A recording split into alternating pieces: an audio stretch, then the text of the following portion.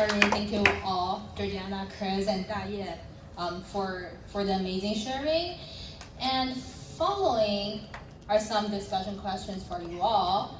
The first one, what are the main barriers preventing the widespread adoption for gender inclusive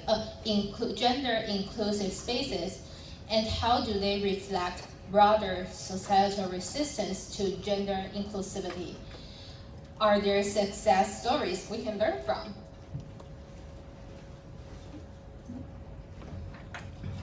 You know, I think we do all know what these are, but I boiled it down to three main resistors or resistance areas. Well, economics, I talked about the cost of doing it.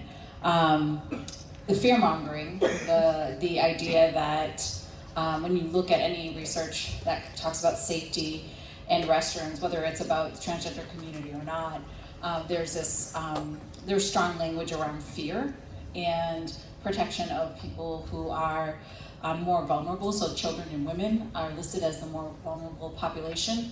What I will say is, and then the third category is the conservative religious groups that we'll talk about power and positionality around that in spaces. But this notion that somehow members of the transgender community are sexual deviants is part of the narrative. And the research that has been done, none of it has turned up that sexual deviants, folks who are considered sexual deviants and who are arrested for those criminal acts, they're not misusing this policy to access the restrooms, right? So that's not happening. There's no evidence that that's happening. And was it Chris that talked about the cameras in the restrooms? Yeah. Yeah, that's happening in restrooms as they exist now.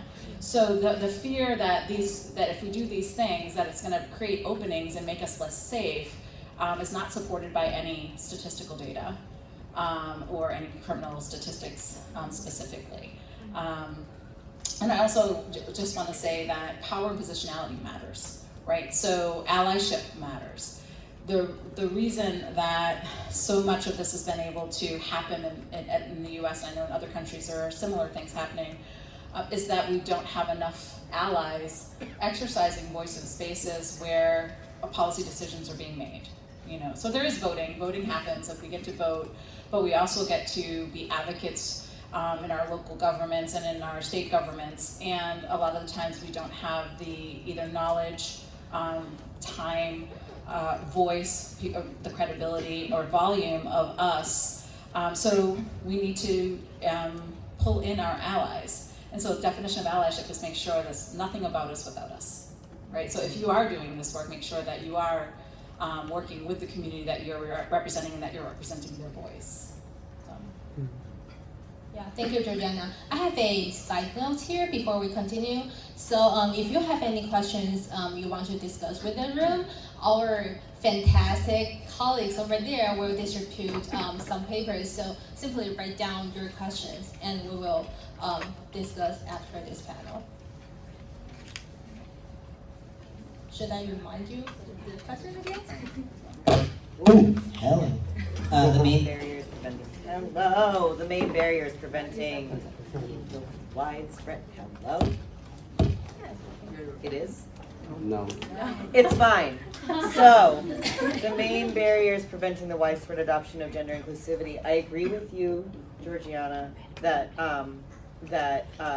using your privilege and your as allyship and in positions of power. Something that I learned from you today was this idea of, when you're in charge or if you're in a position to be in the conversation around the blueprint design, right? I was like, wow, what a great space to be.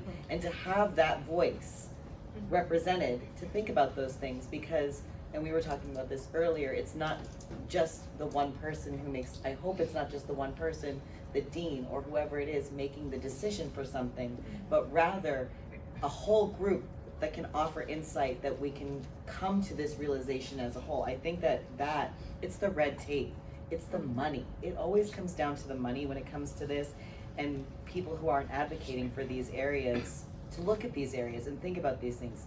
They're always like, okay, yeah, the bathrooms, yeah, sure, make sure there's enough stalls. Are we meeting the quota? Let's talk with OSHA, make sure it's all set up. And we're not looking at, like, is it accessible? Even when I'm talking about the bathrooms at my school, as I was talking about, I'm like, wow, we really do only have 2 all gender or like accessible restrooms on the first floor. We have many students who middle school, we have many students who get injured playing kickball, hurt their leg, have surgery, do things. Students who need access who cannot get down the stairs to go downstairs. It goes beyond just the gender binary issues, right?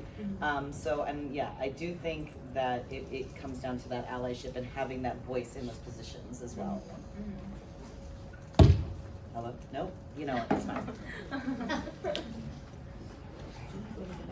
Or do you want us all to answer each question? It's up to you. Yeah. Is there no? Someday. Why? It's an access issue, so if someone can't hear in the back, it would be great if the mics could work. Hello. That's all right.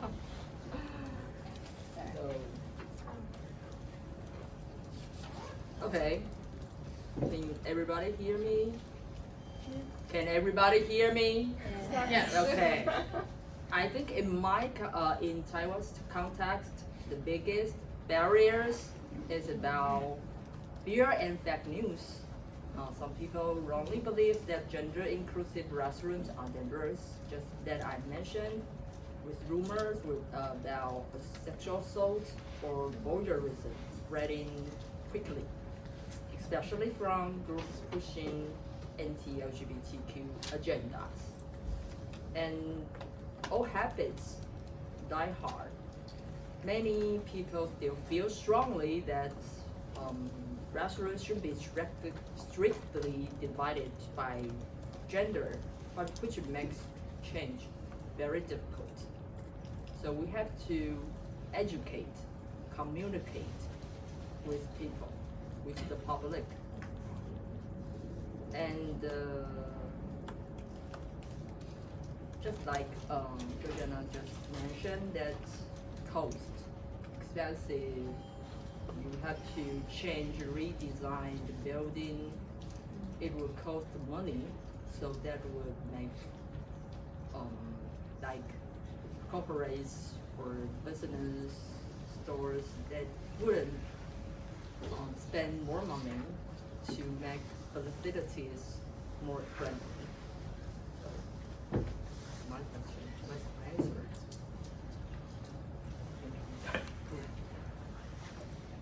So we talk about the barriers, but occasionally it's good to think, are there some success stories? So I think factors that can help in adoption of new spaces, like private spaces, be it nursing rooms for new mothers or wheelchair accessible spaces, can include appealing to people's highest selves and telling personal stories. So I was in an organization where their whole narrative about themselves is, we're really nice people here. We're from the Midwest. We're part of Minnesota nice. We're just really nice. We're really kind. We're really caring. And then someone told a personal story about their child who is trans. And there was almost like this collective gasp of like, right, we're kind. We like you. I just am hearing now from you this story about what your trans child is navigating.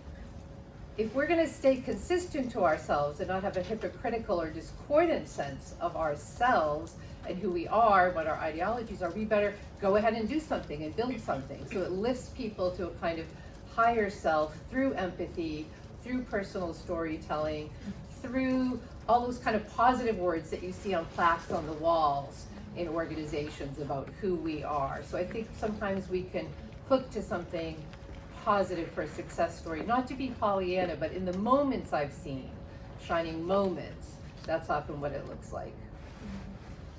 Yeah, thank you. Another question, how do race, disability, and socioeconomic class intersect with gender identity in the fight for inclusive spaces? This is about dominant groups and non-dominant groups and spaces. You know, I think about this a lot. Like, it's about voice, right? So if you are, like, you know, we were talking at lunch about the idea that if you're a member of the dominant group, in this case cisgender, you don't think about, you're not conscious about the fact that you're choosing the women's room. You just, that's there for you, it was built for you, it was designed for you. So you just use it. You're not thinking of it as a choice. You're not thinking about your safety necessarily, right? So remembering, if you're a member of a dominant group, any of them, whether it's a racial dominant group or a religious dominant group, that you have this power and influence in spaces, and most of it you just take for granted. It's your privilege to just be and exist. And so reminding yourself, and there was I think one of the questions came through around like, what can we do to be advocates in our spaces? Remind yourself that you're a member of that dominant group and that you do have power, and recognizing that there are spaces where people don't have power doesn't mean they don't want to speak up. It doesn't mean they don't feel like they should push against what is happening. But there's so many risks when you're a member of a non-dominant group in spaces, so many risks to your safety. Maybe there's a risk to your job, maybe you'd be seen as difficult, maybe you don't get that promotion. There's so many reasons why this might not be the battle you want to fight, and it doesn't mean this isn't the battle you want to fight, it just means you can't. And so when you're thinking about what you bring to spaces, and there are spaces in which we are members of a dominant group, that we're always trying to figure out how to leverage that power to make sure that across race, across gender, sexual orientation, gender identity, like all those spaces have to be present in mind. And if you don't think about those things, in my classes I do a pre-survey, and I ask students to write a one-page paper on their identity, and the stuff that they write at the beginning of the semester is very different from what they write at the end of the semester. Because what they walk into class thinking about, if they haven't had these discussions before, or they're not a member of a non-dominant group, they don't think about race, they don't think about gender, because no one has ever made them feel unsafe because of those parts of their identity. So exposure, having events, having trainings, you know, but it's a multi-pronged thing when you're thinking about all of these identities that we carry. It's intersectional, we're not one thing, right? So you have to think about all of the different ways in which you can use that. And when somebody can't, I would never recommend speaking for someone without their permission. I think that's very problematic, but figuring out the ways in which you can when you have the ability.